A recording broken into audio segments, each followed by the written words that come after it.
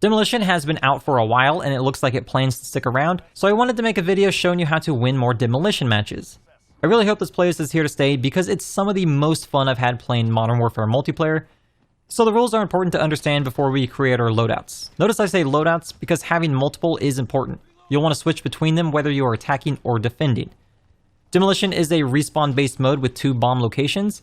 You'll have an attacking round and a defending round. Each round starts out at 2 minutes 30 seconds, but the timer will be extended by 2 minutes if one of the bombs is detonated. The round timer also stops moving while the bomb has been planted, and it takes 45 seconds for the bomb to explode. Keeping these 2 things in mind, a match can easily exceed 10 to 15 minutes if the bombs are being planted and defused constantly. If the match ends up with each team winning a round, the 3rd round will be overtime with a single neutral bomb location. The first team to detonate a bomb in overtime wins the match. If the 3 minutes in the overtime round are up, the match will end up being a draw. Now for some general tips. If you're on the attacking team, being extremely aggressive right off the rip is important. If you can take out a bomb right away, you will have a big advantage. Another strategy for taking out bombs is to get both bombs planted at once because it splits the defensive team and they have to decide which bomb to focus on defusing. If it's a well-coordinated team, they might be able to get both successfully, but it won't be easy. Aggression is important when attacking. Flank routes also come in handy, and no matter how many times I successfully flank an enemy, they tend to stay vulnerable. I'm not sure why, but a lot of teams expect you to attack from the most obvious directions. Suppress weapons and flank around behind the enemy while your team continues to push from the front. For attacking a competent team on defense, your entire team should stick together. Pay attention to the minimap. Don't funnel into a location one by one just to be taken out by 6 defenders. Stick together and attack together. Try to pay attention to how many enemies are near that bomb site because it'll give you an idea of how many are at the second one. After you plant a bomb, try to check it regularly to make sure a defender isn't attempting a ninja defuse. Now if you're on the defending team, you should never send your entire team to one bomb location unless the second one is lost. Sending all 6 players to one bomb ensures you lose the other one. If you can delay losing a single bomb for as long as possible, it shortens the time the enemy can focus on the remaining bomb. It's not often I win a round of defense with both bombs, but it's even more rare to win if the enemy can focus all of their attack on a single bomb for 4 minutes because the first one got detonated right away.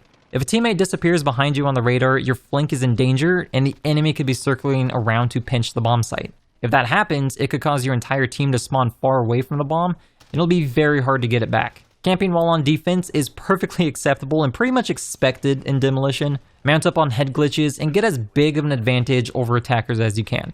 Now for the loadouts. I'm going to focus less on the weapon specifics for these loadouts, but I'll provide some general guidance. Starting with the attacking loadout, you'll want to go with something that you can move with quickly. This means either an assault rifle or SMG. Stay away from an LMG when trying to rush a bomb. It'll slow you down and you can't snap onto enemy players as quickly. If you're going tryhard for the win, you can't go wrong with an MP7 or MP5 on most maps. Some like Grozny Raid might be more forgiving for an LMG because attackers usually win on that map for some reason. It's very one-sided unless defense is on top of their game. For perks, I like Double Team, Ghost, and Spotter. Spotter will be good for finding and destroying those trophy systems before you waste your grenades. Ghost helps to keep you off enemy UAVs so they have a harder time telling which bomb you are attacking. And Double Time will assist in securing those flanks quickly or getting to a bomb a little faster. For tacticals, go with the Snapshot Grenade because you can throw these near an enemy bomb site and you'll see where those defenders are. Even if they're running battle hardened, you'll still get a notice that an enemy player is in there.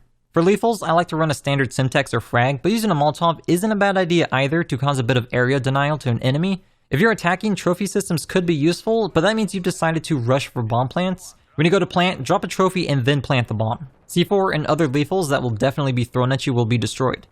However, if you plan on taking out the defending team to clear the way for a planter, stick to using dead silence and possibly run some of those flank routes. Now for defense. Using an LMG on defense is easily a viable option. You don't need to move around as much as an attacker. I still prefer to use an SMG or assault rifle, but I might also take out the Bruin because I can get mobile with it if I need to. Reloads on LMGs are slow, so the Bruin with a 60 round mag would be the best option. The M4 with a 60 round mag is what I'd go for if I was going against a competent attack team. For perks on defense, we have EOD, Restock, and Shrapnel. The reason I don't always go for Ghost on defense is because the attackers know the general area you're already in. A UAV just basically confirms it for them. AOD is great on defense because the lethal spam can get pretty intense.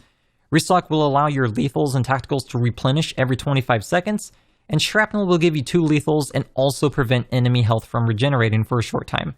For the lethal equipment, claymores and proximity mines are great for protecting flank routes as well as the bomb. Drop these near areas that players could use to get behind you. Restock will give these back pretty quickly so you can plant more when an enemy runs through them. Shrapnel will also prevent enemies using EOD from healing right away to give you an advantage in a gunfight if you challenge immediately.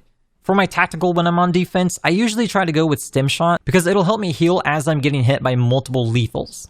As for field upgrades, you want to use multiple trophy systems while you're on defense. If 6 people are using trophies on defense, you just made it incredibly difficult for the attackers to get a foothold using lethals, and they'll be spamming lethals and stuns constantly as well as RPGs. You don't really need 6 though because of how fast they recharge. So of course these are just some guidelines when thinking about your loadouts. Everyone has their own preference with how to play. I hope you at least give these tips and loadouts a shot when playing Demolition, and I hope they help you out. If you enjoyed this video, a like and subscribe is always appreciated, and I'll see you next time.